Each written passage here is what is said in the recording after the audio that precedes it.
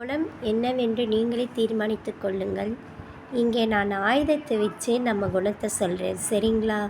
இது தயவு செஞ்சு கதை இல்லை, நம்ம குணம், ஓகேங்களா?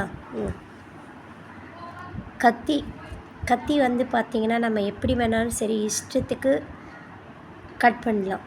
நீட்டாக நினச்சா நீட்டாக கட் பண்ணலாம், பொடி பொடியாக நினச்சா பொடி பொடியாக கட் பண்ணலாம், தாறுமாறாக எப்படி வேணாலும் கட் பண்ணலாம்.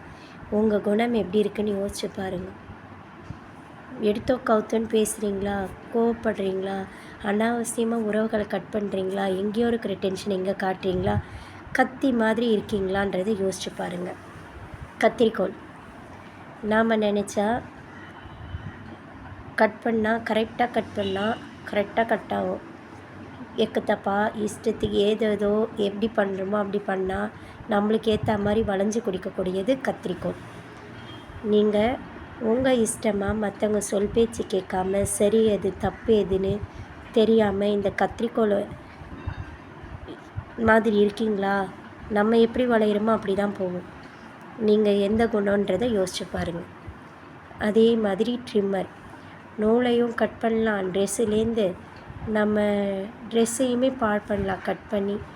நீங்களே உங்களுக்கு அறிவுரை சொன்னாலும் எடுத்துக்க மாட்டீங்க, அட்வைஸுன்னு சொல்லி பிடிக்கலை, நீங்கள் போகிற போக்கில் தான் போகிறீங்களா? நீங்கள் எந்த குணம்னு, நீங்கள் ட்ரிம்மரா எப்படின்றத நீங்கள் யோசிச்சு பாருங்கள். உங்களை நீங்களே அழிச்சிக்கக்கூடியவங்களா? நல்லது எதுவும் புத்தி கெட்டாமல் அதையும் கொஞ்சம் யோசிச்சு பாருங்கள்.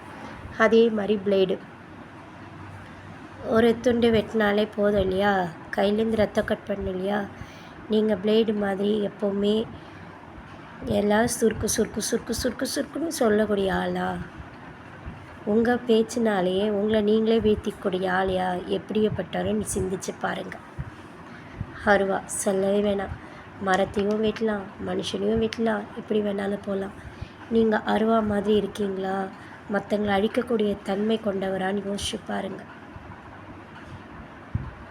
உங்களால் மற்றவங்க சந்தோஷமாக இருக்காங்களா, துக்கமாக இருக்காங்களா, எப்படி இருக்காங்கன்னு யோசிச்சு முடிவு பண்ணுங்கள். அதே ஊசி நூல், ஊசி இருக்கு இல்லையா? தைக்கலாம், கிழிஞ்ச ஆடையை கூட ஒட்ட வைக்கலாம், புதுசாக உருவாக்கலாம். இந்த ஊசி மாதிரி இருக்கா உங்கள் குணம் பாருங்கள்.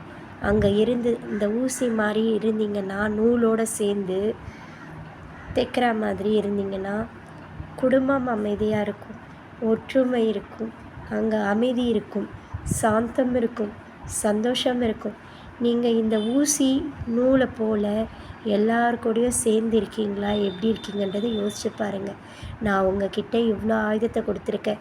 இதில் நீங்கள் எந்த ஆயுதமாக இருக்க போகிறீங்கன்றதை உங்கள் கையில் இருக்குது, தீர்மானிங்க.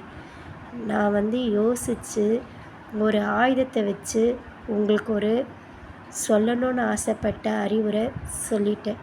நன்றி, வணக்கம்.